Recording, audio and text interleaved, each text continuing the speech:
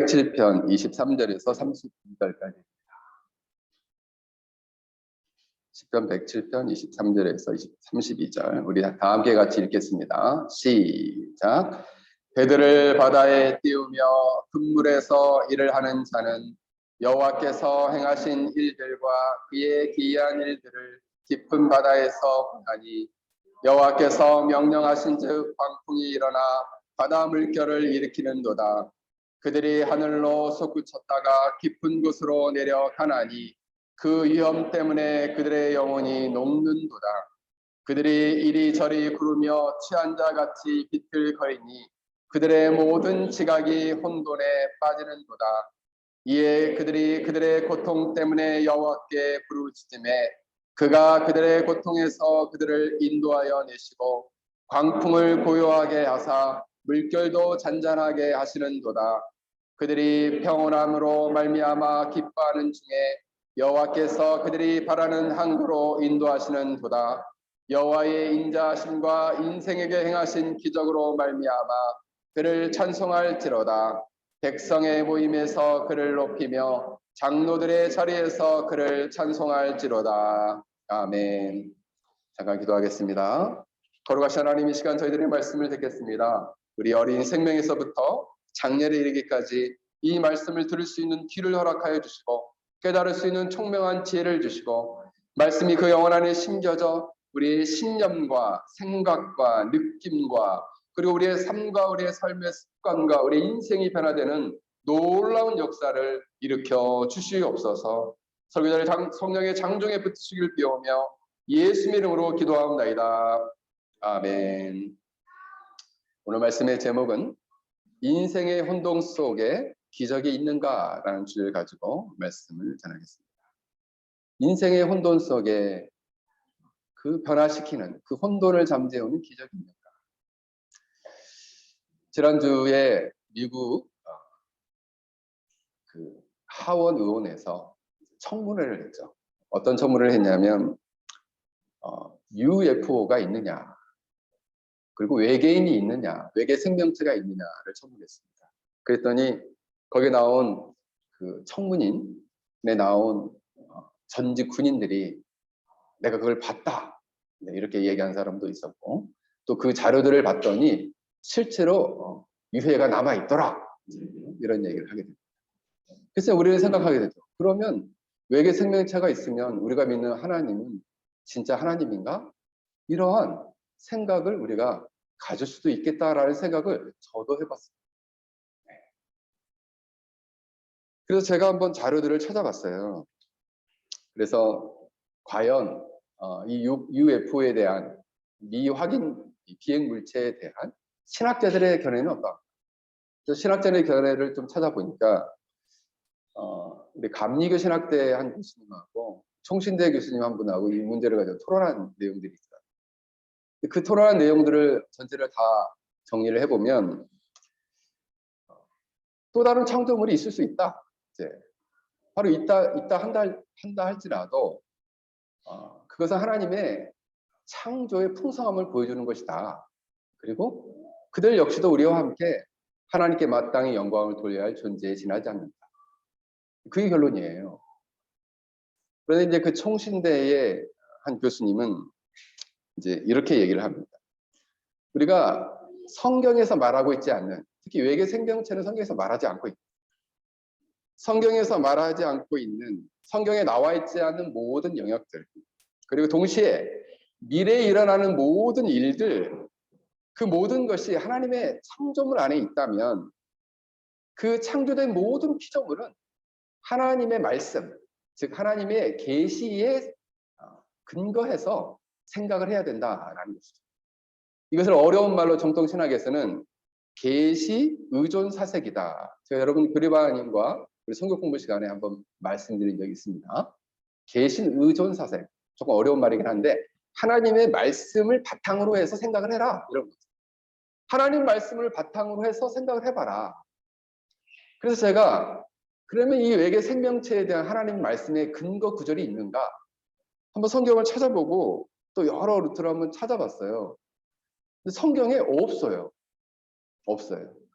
가장 대표적인 말씀이 창세기 1장 27절과 28절인데 거기에 보면 바다의 물고기, 하늘의 새, 온 땅과 땅에 기는 모든 것, 땅의 모든 짐승, 가축. 그러니까 하늘의 새, 바다의 물고기, 땅에 있는 모든 짐승을 말하지 우주 밖에 있는 생물을 창조했다는 말이 안 나옵니다. 그러면 그 우주 밖에 있는 과학자들은 우주 밖에 있는 어느 행성에 지구와 같은 똑같은 환경에 있어서 진화가 되어가지고 어떤 생물체가 생겼을 것이다 라고 본다는 것이죠. 근데 성경에서는 이거를 언급하고 있지 않다. 그래서 대부분의 정통신학자들은 그럼 이것을 어떻게 생각할 수 있느냐? 상상이요 추측에 분하지 않다. 이사야서 45장 18절에 보면 여호와는 땅을 조성하시고 견고케 하시되 헛되이 창조치 아니하시고 사람으로 거하게 지으신 자시니라. 사람이 온전히 거할 수 있는 온 땅으로만 이 지구를 창조하셨다. 그렇다면 이것을 확대해서 해석학적으로는 말씀을 포함해서 확대할 수 있는 부분이 있습니까? 창세기 1장 1절밖에 없어요. 하나님이 태초에 천지, 하늘들과 땅들을 창조하시니라. 사실 성경에 보면 천사를 창조했다는 본문도 안 나오거든요. 그런데 신학자들은 하늘들을 창조할 때 영적 하늘이 창조됐고 그리고 그 영적 하늘에 천사도 포함되었다. 이렇게 넓은 의미로 포함할 수 있어요. 만약 이 외계 생명체가 있다면 굳이 말씀을 찾는다면 창세기 1장 1절밖에 없어요. 그러나 우리는 이 성경에서 분명하고 구체적으로 말씀하고 있지 않기 때문에 사람들이 말하는 것들에 대해서는 우리가 추측이고 상상에 불과하다는 것으로 생각해야 하고 우리는 항상 말씀이 기준하여 생각해야 합니다. 만약 진짜 우리 눈앞에 나타난다면 그 역시도 인간과는 똑같은 존재가 아니라 왜냐하면 외계인이란 말을 붙여서는 안 된다. 외계 생명체일 뿐이다. 왜냐하면 하나님의 형상을 통해서 형상대로 만들어진 존재는 남자와 여자부터 그리고 똑같은 존재로 봐서는 안 된다라는 것이죠. 그래서 여러분들이 이러한 실학적 혼돈에 있다면 말씀에 근거해서 여러분이 판단하고 그리고 그런 것들에 대해서 여러분들이 생각과 믿음을 정리할 수 있기를 간절히 바랍니다. 오늘 본문에 보면 이런 신학적인 혼돈뿐만 아니라 인생의 혼돈에 빠진 한 사람이 나옵니다. 사실 우리가 이 107편, 시편 107편에서는 먼저 앞절에 보면 세 종류의 사람이 나오죠. 광야에서 방탕하며 방황하는 사람, 또 곤고와 쇠사슬에 매어 사망의 그늘에 앉아있는 사람. 세 번째 지난주에 배웠던 것은 죄악에 빠져 징계를 받은 사람. 그리고 오늘 본문에는 바다에서 큰 위험을 만나서 혼돈에 빠진 사람이 나옵니다. 어떤 사람들이 큰 배를 타고 바다에 나갔습니다. 그들은 배 위에서 일하는 사람들이었습니다. 그런데 그들은 바다 위에서 하나님께서 행하시는 놀라운 일들을 목도하게 되었습니다. 보게 되었습니다. 하나님이 명령하시다 폭풍 후 미친 큰 바람이 불었습니다. 그러자 파도가 높이 치기 시작했어요. 파도가 높이 치기 시작하자 배 위에 탄 사람들이 이리 구르고 저리 구르면서 마치 취한 자처럼 비틀거리고 그 영혼이 녹게 되었습니다. 그리고 그들은 그들의 모든 감각과 지성, 생각이 마비되어서 오늘 본문에 보면 혼돈하게 되었다. 뒤죽박죽하게 되었다라고 오늘 본문은 말씀하고 있습니다. 사실 성경에 이스라엘 백성들은 유목민족이었기 때문에 뱃사람은 많이 없었어요. 그런데 솔로몬 이후로 해상 무역이 좀 발전하면서 이스라엘의 에시온 게벨에서 저 스페인의 다시스까지 다니는 배가 있을 정도로 또 해상 무역이 발전하게 됩니다. 그러니까 이 시편을 썼던 이 시인 역시도 이런 것들을 그림을 그리면서 상상할 수 있었다는 것이죠. 근데 그들이 당했던 큰 폭풍우와 큰 물은 무엇이었겠느냐? 시편 107편의 배경으로 볼 때는 그들은 바벨론 포로, 그래서 이방 땅에서 정말 이름도 모르고 성도 모르고 아예 통 떨어져서 정말 외롭게 포로 생활을 하며 살아가는 그 이스라엘 백성들의 처지를 보여준다라고 말할 수 있습니다. 그것을 비유하면서 오늘 본문을 그리고 있다라는 거죠. 그런데 그런 강한 폭풍과 파도를 누가 일으키느냐? 여호와 하나님께서 일으켰다는 거죠. 여호와 하나님께서. 왜냐하면 그 폭풍과 파도를 일으킨 것도 하나님께서 그 백성들에 대한 신실한 사랑, 넘치는 자비하신 사랑 때문에 일으켰다는 거예요. 무언가를 깨닫게 하기 위해서, 무언가 그들이 느끼고 경험하도록 하기 위해서 그 폭풍을 일으켜 주셨다는 거죠. 그런데 이 광풍, 이 파도는 인간들이 감당할 수 없어서 인간들의 마음 안에는 무엇이 찾아오게 되었냐면 절망과 낙담, 공포와 두려움이 찾아오게 되었다. 그래서 오늘 본문을 보면 이것을 세 가지로 표현합니다. 그 영혼이 녹았다. 녹았다라는 단어는 티트, 모가드, 모가그라는 단어가 쓰였는데 무그라는 단어에서 썼어요. 마음이 녹아서 흘러내렸다. 두려워하고 기진하고 낙담했다 이런 뜻입니다. 그러니까 영혼이 이런 강한 폭풍과 파도와 같은 인생의 고난을 겪게 될 때 마음이 녹아서 낙담하고 흘러내렸다는 거죠. 도저히 상상할 수 없는 미친 바람이 인생에 불어오게 돼요. 그래서 마음이 완전히 절망하고 낙담하게 되었다는 거죠. 아, 정말 나는 아무런 희망이 없구나. 지난주에 말씀드렸던 본문과 같이 완전한 인간이 절망에 빠져 있는 상태예요. 그러면서 27절에 보면 그들이 이리저리 구르며 취한 자같이 비틀거리니, 그러니까 파도가 치니까 이렇게 이리저리 구르니까 어떻게 되냐면 배멀미를 하게 되겠죠. 배멀미를 하게 되니까 사실 배멀미를 한번 하면 강한 두통이 오고 저도 이렇게 배를 타고 낚시를 한번 해본 적이 있는데 작은 배를 탔어요. 큰 배를 탔으면 괜찮았는데 작은 배를 탔는데 머리가 깨질 것처럼 속이 울렁거려요. 그리고 막 바닥에 위로 막 올라오고 마치 취한 자 같이. 그래서 그러한 고통이 시작됐다는 거죠. 그 얘기는 뭐냐면 삶의 고통, 단순히 절망하고 낙심의 말뿐만 아니라 실제적인 삶의 고통을 겪고 있는 것을 견디기 힘든 고통이 그를 찾아오게 됐다. 그리고 마지막 본문에는 그들이 혼돈에 빠졌다 이렇게 말합니다. 이 단어는 티트 빨라흐라는 단어가 쓰였는데 이 빨라흐라는 단어는 없애다, 파괴하다, 삼키다, 없어지고 끝나다. 그러니까 뭐가 없어지고 파괴됐느냐? 모든 지각. 그래서 그의 생각과 무언가를 상상하고 생각할 수 없는 정도로 뒤죽박죽인 그러한 상태가 되었다는 거죠. 그러니까 여러분, 우리가 인생에 있어서 견디기 힘든 시험에 빠졌을 때 생각만 정리돼도 그 고통이 잦아들어요. 인생에 정말 견디기 어려움을 딱 우리가 부딪히게 되었을 때 이게 어떤 일 때문에 왔지라는 것만 정리돼도 마음에 요동치는 것이 잔잔해지게 돼요. 마음을 다잡을 수 있게 돼요. 근데 생각 자체를 아예 못하니까 깊은 혼돈에 빠지게 돼서 나는 왜 이런 절망과 고통 그리고 원치 않는 이 어려움에 내가 왜 이곳에 왔냐라고 생각하게 된다는 거죠. 그러면서 이러한 절망과 고통을 때문에 누구를 향해 원망하게 되냐면 하나님을 원망합니다. 이 모든 것은 하나님이 일으켰지. 이 모든 파도는, 이 미친 바람은 하나님이 일으켰지. 내가 이렇게 인생이 불황한 이유는 하나님 때문이야 하면서 하나님을 원망하게 됩니다.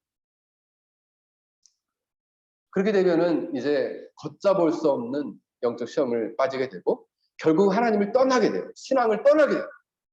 하나님을 배역하고 등을 돌리고 하나님을 떠나게 돼요. 그러면 이제 완전한 하나님의 심판의 영역에 떨어지게 되는 것이죠. 사실 남유다 백성들도 그들에게 찾아온 신학적 혼란이 있었습니다. 왜냐하면 그들에겐 네 가지의 이유가 있었어요. 혼란한 생각이 뭐냐면 그들이 바벨론 포로로 있을 때 우리는 하나님의 선택된 백성인데 왜 우리가 포로로 잡혀가지고 노예처럼 이 바벨론 땅에서 있느냐? 그 이유가 뭐냐? 이게 혼란스러웠어요. 두 번째는 다윗 왕조와 예루살렘을 영원한 왕조로 보존하시겠다는 하나님의 약속과 언약은 어디로 갔냐? 그 약속은 다 없어져 버린 것이냐? 이런 혼란에 빠졌었어요. 세 번째는 정말 희망이 없느냐? 나의 인생은 아무런 희망이 없느냐? 나 요즘 몸이 너무 아픈데 이 병을 고칠 희망이 없단 말이냐? 이럴 수 있죠. 마지막 네 번째는 혹시 바벨론의 신 마르둑이 우리 유다의 신 여호와보다 강하냐? 그래서 우리가 믿는 여호와를 이겨버리고 마르둑이 승리해서 우리는 바벨론 포로가 되어서 이곳에 잡혀온 것이냐라고 혼란에 빠질 수 있다. 왜? 우리 하나님 여호와가 힘이 없으니까 지셔가지고 우리가 이곳에 잡혀온 게 아니냐, 이런 혼란에 이들이 빠져 있었다는 거죠. 그러니까 이게 이제 포로 생활도 1년도 아니고 2년도 아니고 10년, 20년, 30년, 40년, 50년, 60년, 거의 70년 가까이 되었을 때 그들이 겪게 되는, 그들이 갖고 있는 이 혼란은 정말 그 혼란이 가시지가 않는 거죠. 이 혼돈에서 벗어날 수 없는 것이죠. 근데 사실 여러분, 열왕기를 쓴 성경 기자는 이스라엘 백성들이 바벨론의 포로로 잡혀간 것은 여호와 하나님께서 바벨론의 신 마르독보다 힘이 약해서 그런 것이 아니다라고 말씀하고 있습니다. 성경에서는 여러 번 너희들이 우상 숭배와 스스로를 의지하는 교만함에서 벗어나지 않으면 너희들은 심판을 받게 될 것이다. 불의한 삶에서 돌이키지 않으면 너희들은 하나님의 심판과 저주를 받게 될 것이다. 계속해서 경고하고 예언을 했거든요. 누구를 통해서? 선지자들을 통해서. 모세를 통해서도 언약을 어기면 너희들이 포로로 잡혀갈 것이다 예언되었고요. 솔로몬 왕 때도 솔로몬이 성전에서 봉헌 기도를 드릴 때에 우리가 범죄하면 포로로 우리는 잡혀가게 될 것입니다 라고 그가 기도를 드렸어요. 그리고 엘리야를 통해서 또 명확하게 이사야 선지자를 통해서 너희가 하나님께 순종하고 말씀대로 행하지 않으면 포로로 잡혀갈 것이다. 누차 여러 번 오랜 수백 년 동안 경고하고 권면하고 어우르고 달래고 말을 했습니다. 근데 그들이 그러한 잘못된 생각과 신앙생활을 고치지 않고 여전히 자기 자신을 의지하는 교만, 하나님을 떠나서 우상을 숭배하는 신앙, 이런 것들을 지속적으로 행하게 될 때 결국은 하나님께서 정말 하고 싶지 않았던 이방 민족의 포로에 대한 포로로서 잡혀가는 노예의 심판, 이 포로된 심판을 하나님께서 행하셨다는 거죠. 그 심판을 그들에게 내리셨다는 거죠. 이스라엘의 포로된 심판은 가장 무서운 저주였습니다. 그 저주가 그들에게 임했다는 거예요. 그러므로 사실 그들은 혼돈에서 벗어나야 했습니다. 우리 여호와 하나님은 매우 강하신 분인데 하나님께서 우리에게 약속을 주셨는데 그 약속을 우리가 어겨서 우리가 이곳에 심판을 받아서 바벨론 포로로 70년 동안 있어. 하지만 하나님께서 우리를 어느 시점에 바로 우리 그 고국 땅 이스라엘 땅으로 돌아가게 하실 것이야 하면서 그 혼돈을 잠재워야 했다는 것이죠. 그런데 이스라엘 백성들은 이러한 생각을 갖고 있지 못했어요. 그러자 그들은 비틀거리면서 영혼이 녹고 절망하고 낙심하면서 그들이 혼돈에 빠지게 되었다라고 오늘 성경은 말씀하고 있습니다. 사랑하는 성도 여러분, 여러분의 인생 속에서 혼돈을 겪고 계십니까? 나는 왜 원치 않는 고난과 어려움이 왜 하필 나에게? 세상에는 많은 사람이 있는데 난 요즘 내가 원치 않는 질병을 앓고 있는데 왜 수많은 사람들 왜 나만 아프냐? 사실 나만 아픈 건 아니에요. 네. 사람들은 안 아픈 사람이 거의 없을 정도예요. 다 아픕니다. 다. 그 정도의 차이가 있을 뿐이지. 그러나 나는 또 왜 이렇게 심하게 아픈가? 때로는 우리 인생에서 나는 왜 인생이 좀 안 풀리냐? 진로나 목적을 정하고 살아가는데 왜 내 인생은 잘 안 풀리고 계속 꼬이기만 하느냐? 사실 인생 꼬인 사람이 한둘이 아니에요, 사실. 네. 많이 있어요. 근데 하나님께서 특별히 하나님 백성들에게 고난을 허락하시는 것은 하나님의 분명한 뜻이 계시다. 그 뜻을 헤아릴 수만 있다면 여러분들이 이런 인생의 혼돈에서 벗어나서 하나님의 거룩한 뜻을 따라서 순종하며 살아가는 복된 인생을 살 수 있게 될 것입니다. 사랑하는 성도 여러분, 하나님이 여전히 강하시고 그 하나님은 선하시고 그리고 여러분과 함께 하십니다. 그리고 여러분의 인생을 인도하십니다. 그 하나님을 믿음으로 굳게 의지하며 나아갈 수 있길 주 이름으로 간절히 축원합니다. 그렇다면 이러한 인생의 혼돈 속에서 일으키시는 하나님의 기적은 무엇인가? 오늘 107편 28절에 보면 이에 그들이 그들의 고통 때문에 여호와께 부르짖으매 그가 그들의 고통에서 그들을 인도하여 내시고 광풍을 고요하게 하사 물결도 잔잔하게 하시는도다. 여러분, 놀랍게 그들은 이 인생의 위기와 고난과 절망과 영혼이 높고 이 혼돈의 시기에 그냥 가만히 절망만 하고 있었던 게 아니에요. 그들은 크게 하나님께 부르짖었다. 여러분 묻고 싶어요. 매일매일 여러분 얼마나 하나님께 기도하고 계십니까? 매일매일 여러분의 인생의 문제를 가지고 얼마나 집중적으로 얼마나 오랜 시간 기도하고 있냐. 기도할 수 있어요. 짧게 몇 초간. 안 하는 것보단 나아요. 안 하는 것보다. 근데 몇 초만 해가지고 여러분의 인생의 혼돈이 해결될까요? 인생의 고난과 절망이 해결될까요? 좀 길게 기도하세요. 길게. 길게. 여러분의 영혼, 한 사람의 영혼이 살려면 매일 30분은 기도해야 돼요. 그냥 최소로 할 때 30분. 우리 가족 전체의 어려움을 해결하겠다. 1시간 이상 해야죠. 네. 요즘 우리 애가 자꾸 삐뚤어 가는데 목사님 이거 어떻게 하면 좋을까요? 기도해야죠. 기도. 네. 우리 애가 요즘 공부를 너무 안 하는데 이거 어떻게 하면 좋을까요? 기도해야죠. 기도. 우리 가족들이, 우리 남편이, 우리 아내가 나를 너무 힘들게 하는데 이거 어떻게 하면 좋을까요? 기도해야죠. 기도. 우리 애들을 건강하게 성장해야겠는데 이거 어떻게 하면 좋을까요? 기도해야죠. 매일매일. 저도 우리 아들이 지금 GP에 어제 그제 올라갔습니다. 상병 달고 8월 달부터 상병인데 상병 달고 지금 GP에 28사단 GP에 올라갔습니다. 근데 GP가 정말 너무너무 GP는 이 휴전선 안에 있어요. 기분장치대 안에. 그래서 그 GP 안에서 일어나는 일은 아무도 모른다는 거예요. 그래서 이제 저는 늘 새벽마다 기도합니다. 아들을 모든 포탄과 총탄과 지뢰로부터 보호해 주시다. 그냥 매일 기도할 뿐이죠. 그래서 아들하고 통화할 때마다 제가 이야기합니다. 아빠는 널 위해 기도한다. 너도 하나님 의지하라. 우리 또 철없는 아들은 네. 이렇게 또 대답을 해요. 기도, 하나님을 의지하겠다는 거지. 하나님을 의지하는 하나님. 그랬더니 하나님께서 놀랍게 오늘 본문을 보면 광풍, 미친 바람을 평정케 하시고 파도를 잔잔케 하신다. 그들의 물결을 잔잔케 하신다. 그 어디에 있어요? 하나님 손 안에 있습니다.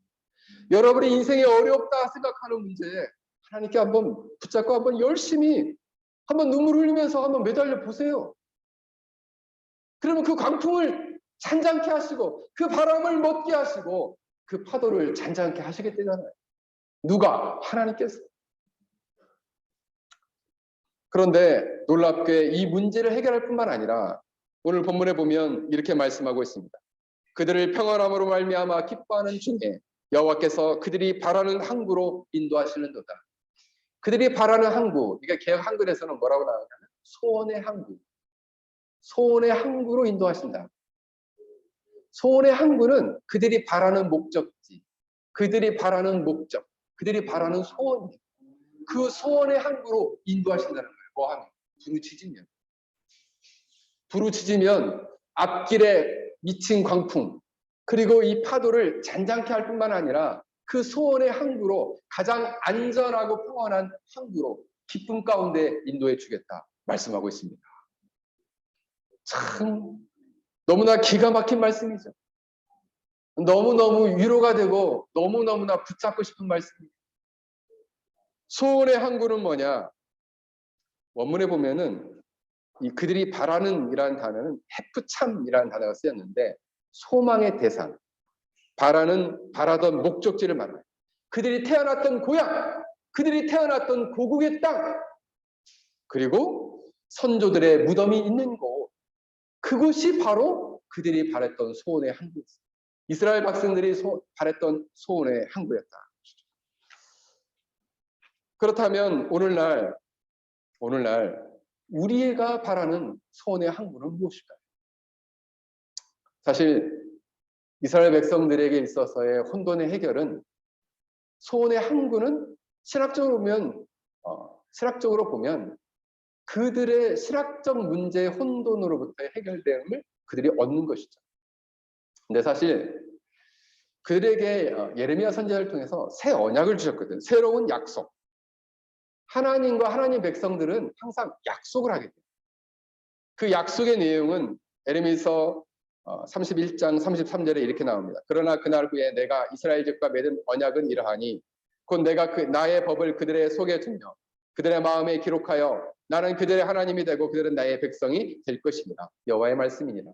나는 그들의 하나님이 되고 그들은 나의 백성이 된다. 그런데 내가 그들의 마음 속에 나의 법을 두고 그들의 마음에 나의 법을 기록할 것이다. 이스라엘 백성들에게 그동안 주셨던 언약은 뭐냐면 내가 다윗의 왕조와 너희의 나라를 영원한 왕조로 보존하겠다는 약속이었어요. 근데 그 약속이 영원한 왕조가 아니라 우리는 바벨론으로 끌려왔어요. 영원한 왕조로 어디 갔나요? 라고 그들이 신학적 혼란이 온 거죠. 이때 아니 그 영원한 왕조는 다윗 왕조의 최고의 마지막 후대인 그 누군가를 통해서 이루어질 것이야. 그 누군가는 누구냐면 바로 예수 그리스도예요. 예수 그리스도와 성령이 오시면 어떤 일이 일어나게 되냐면 너희들 마음 안에 변화가 일어나고 성령님이 너희 마음 안에 법을 두고 성령과 생명의 법을 두어서 너희를 다스려 주시고 하나님을 향한 사랑의 마음을 줄 것이다 라는 약속을 이루어 주시겠다. 그리고 하나님의 성전, 하나님의 그 성전에 임하시는 하나님의 임재, 그 임재를 통해 나타나시는 하나님의 영광은 예수 그리스도를 통해서 하나님의 성전이신 예수 그리스도가 3일 만에 부활하심을 말미암아 성전이 세워지듯 하나님의 영광과 임재가 예수님을 통해서 더 밝히 드러나게 될 것을 보여주고 있습니다. 그러니까 사실 그때 당시만 해도 이스라엘 백성들에게는 이러한 찬란한 진리의 말씀이 열리지 않았겠죠. 그래서 그들에게는 신학적 혼란이 있었던 것입니다. 그러나 하나님께서는 놀랍게 역사 안에서 그들의 신학적 혼란을 해결해 주셨다는 것. 뿐만 아니라 그들이 가지고 있었던 그 여러 가지 소원의 항구, 그들이 원했던 바라던 그 목적을 하나님께서 응답해 주셨다는 것이죠. 사실 오늘날에 각 가정의 소망을 말해봐라 하면 우리는 이런 것들을 말해볼 수 있겠죠. 우리 자녀들의 건강과 학업 성취, 그죠? 또 남편들의 사업과 그 다음에 안정된 직업과 경제적인 풍요함, 또는 우리 인생에 있어서의 자신만의 꿈을 이루는 것, 또 누구처럼 세계 전체를 여행하는 꿈, 그리고 또 평화로운 세상에서 사는 것, 이런 것들이 인생의 소원함을 가지고 우리가 기도하는 경우도 있다. 물론 여러분의 기도 제목 가운데 내가 원하는 바가 있다. 기도하십시오. 그럼 하나님의 뜻이 계시면 응답해 주실 거예요.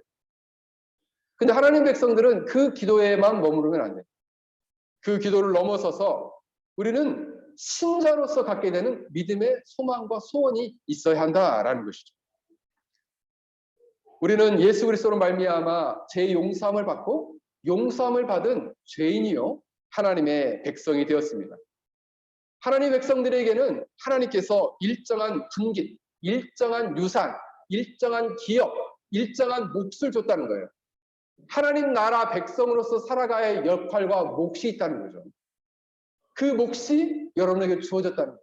그 몫을 잘 감당할 수 있게 달라는 소원이 여러분 안에 있어야 합니다. 만약 우리가 선교사라면 선교사적인 소명이 있는 것이고, 우리가 신자로서 또 성도로서 우리가 학생으로서 이 땅을 살아가고 있다면 그것에 걸맞는 우리에게 맡겨진 몫이 있다라는 거예요. 그래서 우리가 하나님 나라와 관련해서 여러분에게 맡겨진 몫이 무엇인지를 한번 생각해 보십시오. 나는 지금 학생이다. 학생이라면 열심히 공부하는 것이 하나님 나라 백성의 학생으로서 해야 할 몫이에요. 나 학생인데 나는 공부는 완전 답 쌓고 산다. 자기 몫을 잘 감당하고 있지 못한 거예요. 내가 부모다. 그러면 자녀들을 다른 하나님의 말씀과 진리로 양육하고 그들을 믿음 안에 성장하며 하나님의 자녀로 키워내야 할 몫이 있는 거예요. 이 아이가 영적으로 깊이 주님을 만나고 회심하도록 죄를 회개하고 예수님에 대한 진실한 믿음을 갖도록 해야 할 부모의 몫이 있는 거예요. 믿음으로 아이를 여러분 아이가 원하는 걸 다 해준다고 해서 아이가 잘하게 자라는 게 아니에요. 그 아이를 그러면 어떻게 키워야 됩니까? 믿음 안에서 그 영적인 생명을 얻어서 하나님의 돌봄과 보호 속에서 자라가도록 키우는 것이 아이를 가장 잘 키우는 비결이에요. 이것이 부모로서 주어진 하나님 나라 백성의 몫이에요. 여러분들이 가지고 있는 하나님 나라를 이루며 하나님 백성으로서 받은 바 몫이 무엇인가를 한번 생각해 보십시오. 그 몫을 가지고 하나님께 소원함을 가지고 기도해 보세요. 하나님, 저는 한 영혼을 주님께로 인도하고 싶은 그러한 마음이 있습니다. 근데 내 주위에는 그럴 사람이 없어요. 하나님, 그런 사람을 좀 만나게 해주세요. 여러분 기도하셔야죠. 이 소원함을 가지고 간구하셔야죠. 그럼 하나님께서 그 소원의 항구로 그를 인도해 주시겠다 말씀하고 있습니다. 뿐만 아니라 그 역할에 맞는 신자라면 죄와 싸워 승리하고 우리의 생각과 마음과 의지를 하나님 말씀 앞에 꺾고 하나님이 기뻐하신 대로 자기를 부인하고 자기 십자가를 짊어지고 주님의 뒤를 따라가는 삶이 있어야 한다는 것이죠. 항상 여러분 신앙생활은 늘 제가 여러분에게 귀에 딱지가 않도록 말씀드리는 것은 자기와의 싸움이다. 그죠? 주일날이면 아유 나 이렇게 교회가 가기 싫지. 아 왜 이렇게 오늘 비가 와가지고 잠자기 참 좋은데 하필 주일날이야. 그래서 제가 주일날 비가 오면 걱정을 합니다. 우리 성도 중에서 누가 잠을 푹 자서 못 나올까 걱정을 해요. 여러분 우리가 신자라면 끊임없이 싸워야 될 것이 뭐냐면 자기 자신이 하나님의 뜻을 거스리며 살고자 하는 자기의 잘못된 본성과 끊임없이 싸우며 나아가야 되는 것이죠. 그리고 생각하는 거죠. 하나님이 우리 가정, 나에게 하나님이 가지고 계신 뜻과 계획은 무엇일까? 그 계획을 따라 그 몫을 따라서 자기 십자가를 짊어지고 주님의 길을 따라가는 것이 신자가 걸어가야 할 삶의 모습이다라는 것입니다. 조나단 에드워즈 믿음의 선배, 위대한 믿음의 선배인 조나단 에드워즈 목사님은 그의 자서전에서 이렇게 말했습니다. 나는 모든 면에서 완벽한 그리스도인이 되려는 그런 불타는 소원을 가지고 있습니다. 복되신 예수 그리스도의 형상을 닮으려고 노력했습니다. 그래서 모든 면에서 순전하고 달콤하고 복된 복음의 법칙을 따라 살려고 했습니다. 이런 일에 있어서 진보가 나타나기를 간절히 갈망했습니다. 그것이 나로 하여금 거룩을 추구하도록 만들었습니다. 여러분 신자라면 마땅히 이런 육적인 소원함뿐만 아니라 이 거룩한 소원함이 있어야 돼요. 나는 정말 주님을 닮기를 원한다. 세상에서 가장 완벽한 신자를 한 사람 뽑는다면 내가 그런 사람이 되고 싶다라는 거룩한 소원함을 이 조나단 에드워즈 목사님은 가졌다는 거예요. 저는 여러분들에게 전 세계에서 가장 탁월한 신자가 됐으면 좋겠다라는 소원을 가지면 참 좋겠지만 이 페낭 땅에서 말레이시아 이 페낭 땅에서 가장 거룩한 신자가 되겠다라는 소원함을 가져도 좋겠습니다. 전 세계 말고 이 페낭 땅에서 말고. 만약 여러분들이 이런 소원함을 가지고 기도하면 하나님은 반드시 여러분에게 이 소원함을 들어주실 것입니다. 제가 소원을 이룰 수 있는 이 성공 비결에 대해서 말씀을 한 절 찾았습니다. 이 말씀을 읽어드릴 테니까 이 말씀을 잘 기억하시고 여러분의 소원함을 가지고 기도해 보십시오. 시편 37편 4절이에요. 잘 들어보십시오. 또 여호와를 기뻐하라. 그가 내 마음의 소원을 내게 이루어 주시리로다. 자, 조건이 있어요. 내 여호와를 기뻐하라. 여호와를 기뻐하면 그가 내 마음의 소원을 이루어 주시리라. 여호와를 기뻐하지 않으면 뒤에 소원 물 건너갔어요. 그럼 목사님, 소원을 이루려면 여호와를 기뻐하면 되나요? 예, 기뻐하면 됩니다. 그럼 어떻게 그렇게 쉽게 되나요? 여러분이 여호와를 기뻐하다 보면 거룩한 소원이 생겨요. 거룩한 소원이 생기면 하나님이 안 들으실 리가 없어요. 반드시 이루어 주실 것입니다. 사랑하는 성도 여러분, 그러므로 신자는 오늘 본문의 시편 기자는 마지막 이렇게 고백합니다. 말씀을 맺겠습니다. 여호와의 인자하심과 인생에 행하신 기적으로 말미암아 그를 찬송할지로다. 백성의 모임에서 그를 높이며 장로들의 자리에서 그를 찬송할지로다.